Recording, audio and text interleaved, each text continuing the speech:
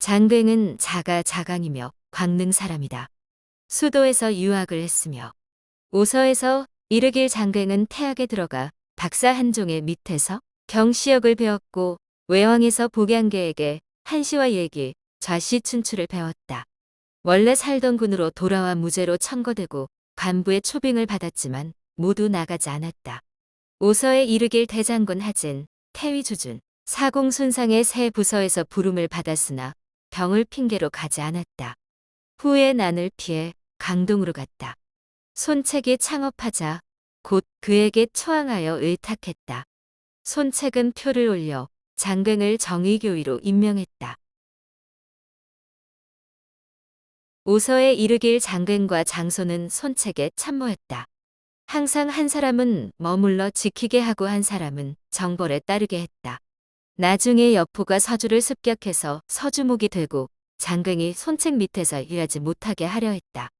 그래서 여포는 장뱅을 무죄로 추천하며 편지를 써서 장뱅을 보내게 했다. 장뱅은 여포를 싫어했고 또한 그에게 굴복하는 것을 부끄러워했다. 손책 역시 장뱅을 중히 여기고 있었고 자신을 위해 일하게 하고 싶었기 때문에 여포에게 편지를 써보내면서 장뱅을 보내지 않았다. 바다에서 나는 고운 구슬은 있는 곳에서 보물이 되고 초나라의 인재가 있으면 진나라에서 쓰기 위해 부릅니다. 위대한 영웅인 군자는 논이는 곳에서 진기한 대접을 받는데 하필 본주에서야 어떻겠습니까? 그는 단양 토벌에 참가했다. 손책은 직접 전쟁터로 와서 싸움을 했는데 장뱅이 가난했다.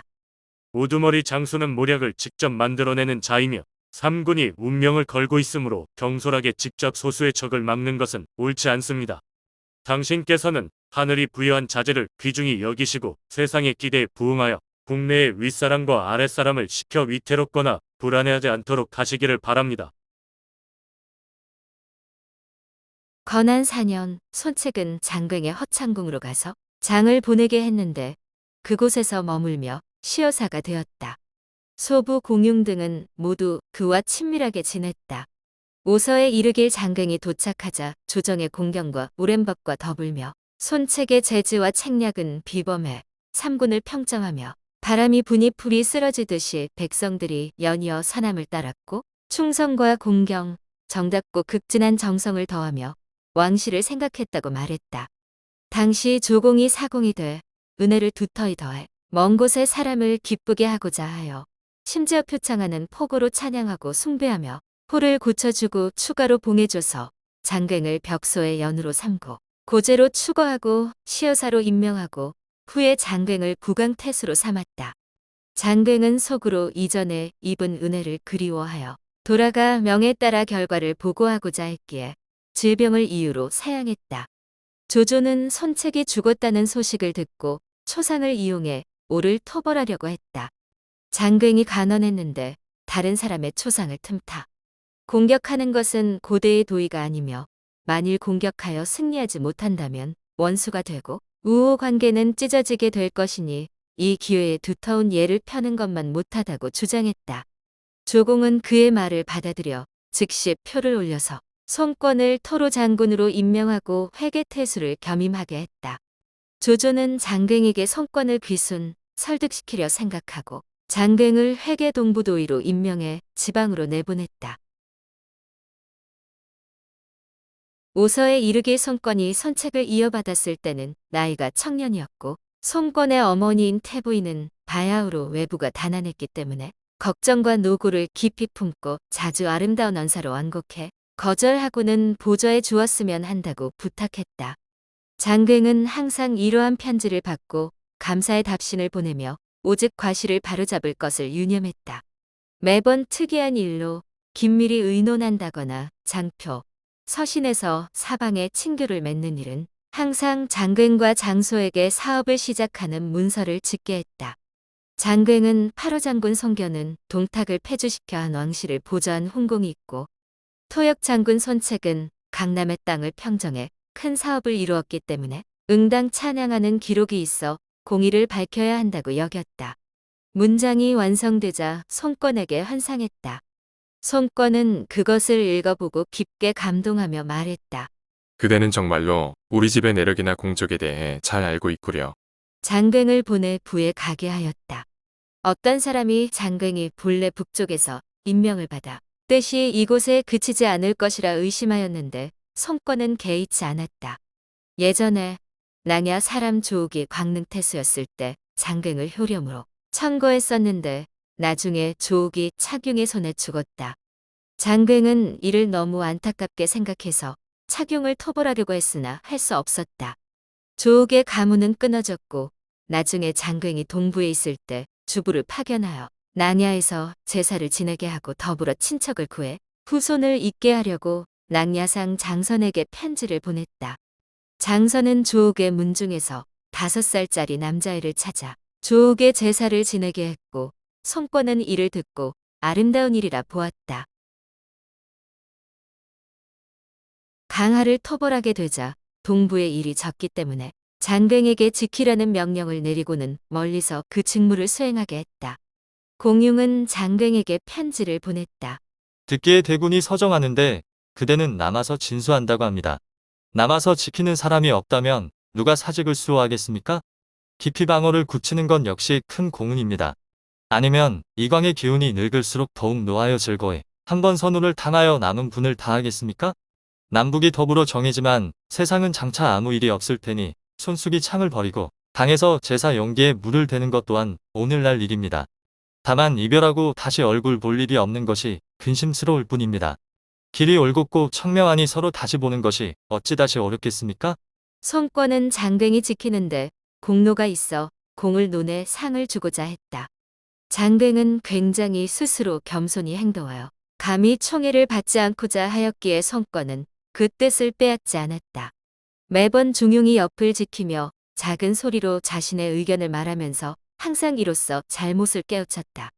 당표 전에 이르길 당초에 손권은 여러 신하들의 자를 부르는 경우가 많았는데 오직 장소를 부를 때는 장공, 장갱을 부를 때는 동부라 했는데 이는 두 사람을 존중했기 때문이다. 후에 손권은 장갱을 장사로 임명해 합비 정벌에 참가하도록 했다. 오서에 이르길 합비성이 오래도록 함락되지 않자 장갱이 계책을 올렸다. 예로부터 성을 포위할 때는 한 방면을 열어둬서 여러 사람의 마음을 미혹시켰습니다. 지금 포위가 매우 조밀하고 공격 또한 급해 참으로 목숨을 아끼지 않고 협력할까 두렵습니다. 죽기를 각오하고 싸우는 적은 진실로 갑자기 함락하기 어렵고 구원은 아직 이르지 않았으니 조금 느슨하게 하여서 그들의 변화를 살필 만합니다. 의논하던 이들은 의견을 합치지 못했다. 때마침 구원하려는 기병들이 도착하자 몇몇이 진지 앞에 와서 말을 타고 달리며 도전했다.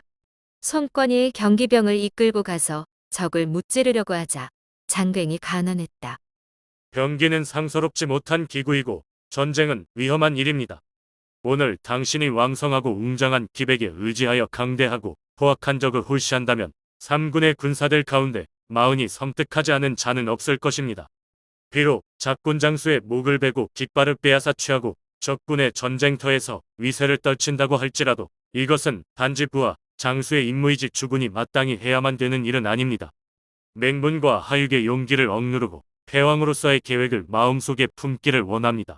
손권은 장갱의 간언을 받아들여 행동을 멈췄다. 그는 돌아온 후 이듬해에 다시 출병할 준비를 했다. 장갱은 또 간언했다. 옛날부터 제왕은 천명을 받은 군주로서 비록 신령이 위에서 보좌하고 문인의 덕망이 아래에서 발령될지라도 또한 무공에 의지하여 그들의 공훈을 나타냈습니다. 그러나 가장 귀한 것은 시기를 잡아 행동을 취한 후에 위세를 세우는 것뿐입니다. 현재 명공은 한 왕조 400년의 애군을 만나 위급함을 도운 공로가 있으니 조용히 군대를 쉬도록 하면서 광범위하게 개간하여 파종하고 현명한 자를 임용하고 재능 있는 자를 등용하여서 관용과 은혜를 받드는 데 힘쓰며 천명에 순응하여 처벌을 실행해야만 수고롭지 않도록 천하를 평정할 수 있습니다. 그래서 손권은 행동하려던 것을 멈추고 출병하지 않았다. 장갱이 응당 만릉의 수도를 정해야 한다는 계책을 제의하자 손권을 그의 제의를 따랐다. 강표전에 이르길 장갱이 손권에게 말했다. 만릉은 초나라 무왕이 치소를 둔 곳으로 이름을 금릉이라 했습니다. 지세가 비탈지고 높아 석두에 있다고 방문하기 때문에 무색해. 이르길 예전 진시황이 동쪽으로 순행하여 회계군을 지나 이에 마을에서 만기라는 자가 금능의 지형은 왕자의 도읍에 기가 있다고 일컬었습니다. 그래서 이따은 산등성이를 파내어 끊어버리고 말릉이라 이름을 붙였습니다. 지금 머무는 곳이 빠짐없이 갖추어져 있고 땅에는 왕기가 있어 하늘이 명을 두는 바 도읍으로 삼는 것이 마땅합니다. 손권이 그 계책이 좋다고 여기고 장차 능히 따르려 했다. 나중에 유비가 동쪽으로 말릉에서 머물며 두루 지형을 보고 또한 손권에게 말릉을 도읍으로 권했다. 손권이 말했다. 슬기로운 사람들은 뜻이 같구나. 마침내 도읍이 되었다. 헌재 춘추에 이르길 유비가 수도에 이르어 손권에게 말했다. 오는 이곳에서 수백 리 떨어져 만약 위험하고 긴박한 일이 있어도 구원하러 가기 어려우니 장군께선 수도에 주둔할 뜻이 없으십니까? 손권이 말했다. 말릉에 작은 강이 100여 리 정도 있어 큰 배를 배치할 수 있기에 저는 바야흐로 수군을 정리해 곧 그리로 옮겨서 근거하려 합니다. 유비가 말했다. 무호는 유수에 가까워 또한 좋은 곳입니다. 손권이 말했다. 저는 서주를 도모하고자 하여 의당하류에 가까워야 합니다. 신배송지가 여기기론 말릉을 무화와 비교하면 거리는 비교해도 차이가 없는데 북으로 침략함에 편해해서 또한 어떤 다른 점이 있겠는가? 그런데도 서주를 엿보고자 하여 말릉이 하류에 가까운 점을 탐낸다는 것은 사리에 맞지 않는다. 여러 사서에서 모두 유비가 말릉에 도읍하길 권했다 하나 이 책에서 홀로 손권이 스스로 이곳에 도읍하고자 했다고 하니 또한 사실과 다르며 잘못된 것이다. 손권은 장갱에게 오군으로 돌아와 식구를 맞이하게 했는데 길에서 병사했다. 그는 병세가 위독할 때 아들 장정에게 유서를 주었다. 옛날부터 나라가 있고 집이 있는 자는 모두 덕망 있는 정치를 실행하여 융송한 세상에 이르려고 한다. 그러나 그들이 다스린 것에 이르면 대부분 이상적인 결과를 얻지 못했다. 결코 충성스런 신하나 현명한 보좌가 없어서가 아니며 나라를 다스리는 근본을 깨닫지 못해서도 아니다. 군주가 자신의 감정을 제재할 수 없고 다른 사람의 의견을 받아들일 수 없기 때문이다. 사람의 감정을 어려움을 두려워하고 쉬운 쪽으로 향하며 서로 같은 의견을 좋아하지만 상반된 의견을 싫어하는데 이것을 정사를 다스리는 규율과는 상반되는 것이다. 경전에서 좋은 것을 따르는 것은 산에 오르는 것과 같고 나쁜 것을 따르는 것은 산이 무너지는 것과 같다. 라고 한 것은 좋은 일을 하는 것에 어려움을 말한 것이다. 군주는 몇 대째 내려오는 사업을 계승하고 천연의 세력에 의지하여 전력의 위험을 장악하고 있고 쉬운 일을 하는데 길들여지고 같은 의견을 듣도 다른 사람에게 빌리거나 취하는 것이 없다. 줄의 태제직에 이르길 8권으로 왕을 보좌하고 신하들을 통제한다. 첫째는 자기로 그들의 높은 지위를 통제한다. 둘째는 녹봉으로 그들의 부유함을 통제한다. 셋째는 하사로 그들이 받는 은총을 통제한다. 넷째는 임명으로 그들의 행동을 통제한다. 다섯째는 보살핌으로 그들의 복을 통제한다. 여섯째는 박탈로 그들의 가난함을 통제한다. 일곱째는 파면으로 그들의 죄를 통제한다. 여덟째는 형벌로 그들의 허물을 통제한다.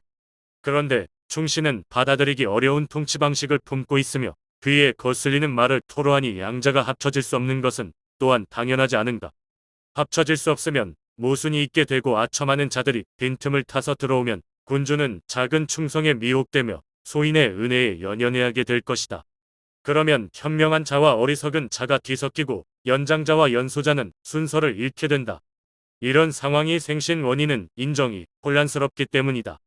때문에 영명한 군주는 이 이치를 깨닫고 굶주리거나 갈증이 나는 것처럼 현명한 자를 구하며 단언을 받아들임에 있어서는 만족할 줄 모르고 감정을 누르고 사욕을 줄이며 의로서 은을 벤다. 위로는 편파적이고 황당한 요구가 없고 아래로는 그릇된 대로 들어가려는 기도가 없다. 너는 응당 3번 생각하고 지옥을 참아내어 인을 이루고 천하의 대업을 이루어야만 다. 그 당시 그는 60세의 나이로 죽었다. 손권은 그의 유서를 되새기면서 눈물을 비오듯 흘렸다.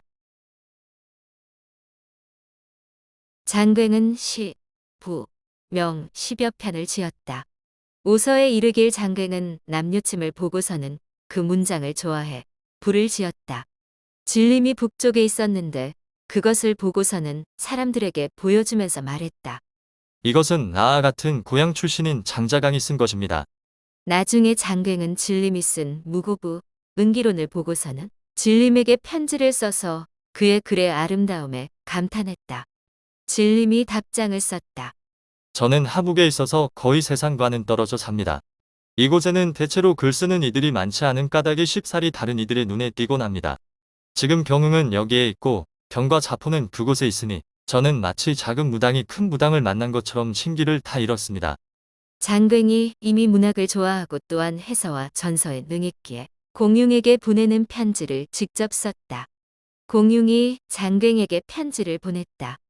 전에 수고롭게 쓰신 문자에 전서가 많았습니다. 4번 들어 문자를 보면 흔연히 홀로 웃음을 지으니 마치 다시 그 사람을 보는 것 같습니다.